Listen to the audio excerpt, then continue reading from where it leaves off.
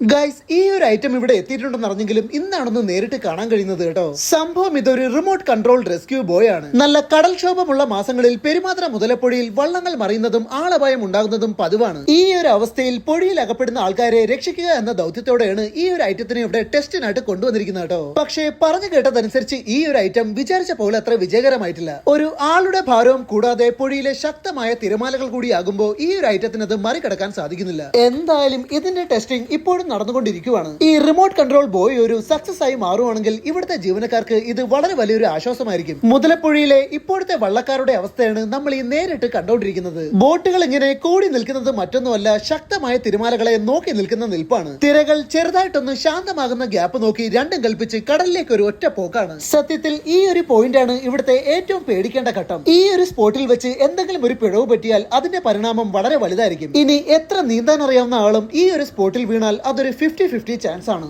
എന്തായാലും വരും കാലങ്ങളിൽ സർക്കാർ ഇതിനു വേണ്ടി എന്തെങ്കിലും ഒരു പരിഹാരം കാണുമെന്ന് നമുക്ക് പ്രതീക്ഷിക്കാം കേട്ടോ.